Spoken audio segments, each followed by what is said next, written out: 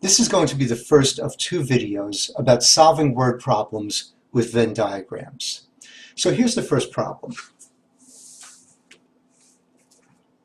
In a group of students, 15 are taking algebra, 11 are taking biology, 9 are taking both algebra and biology, and 3 are not taking either course. And then we've got three questions. How many students are taking only algebra? How many are taking only biology? And how many students are in the entire group? So one of the reasons word problems can be hard is because we get confused looking at the words and the numbers. They all tend to get jumbled together.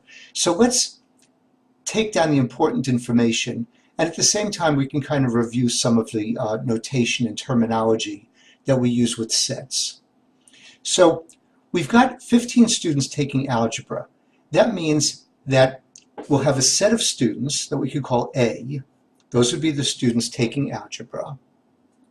And if I know the number of students in that set, I can write an N and then put the A in parentheses after it. And that will tell me that the number of students in set A is 15. I'll also make a set B for the students taking biology.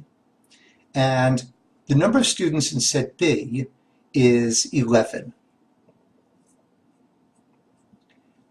I've also found out that there are some students taking both algebra and biology. So that would be the intersection of the algebra students and the biology students.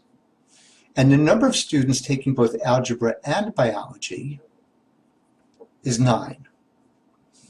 And then there are students who are not in either algebra or biology.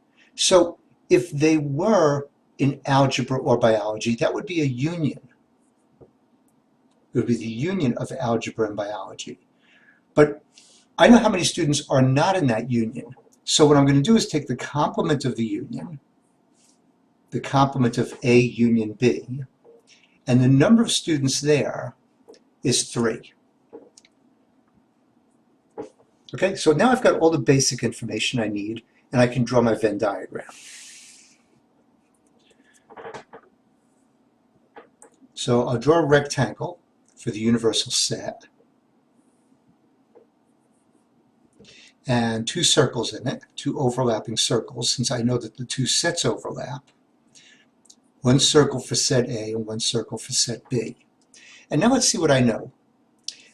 I know that that overlapping area, the intersection of A and B, contains 9 students. I also know that there's a total of 15 students who are in set A, who are taking algebra.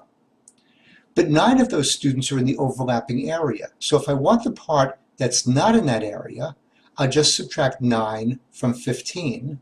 9 from 15 will give me 6. And now I've answered the first question.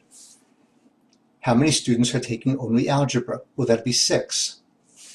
So the second question, how many students are taking only biology, is going to have an answer we derive the same way.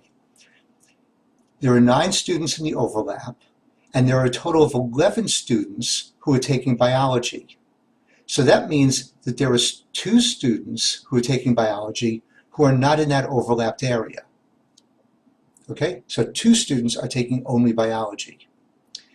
I also know there are 3 students who are not taking either algebra or biology. So that's going to be the students who are outside of those 2 circles, here somewhere else in the universal set. And then the last question was, how many students are in the entire group? Well, to find that, all I have to do is add together the contents, the number of elements in all of these subsets. So I've got 3 students who are not in either group, plus 6 more who are in only algebra, so that's 9. I've got 9 more who are in the overlapped area, so 9 plus 9 is 18. And then I've got 2 more than that who are taking only biology. So the total size of the universe, the universal set, would be 20. And I could write that, in fact, the number of elements in the universal set is 20. Okay, So I'm going to come back with another video, a slightly harder one. I just wanted to start with this to get a general idea of how to do it. So stick around. I'll be back soon.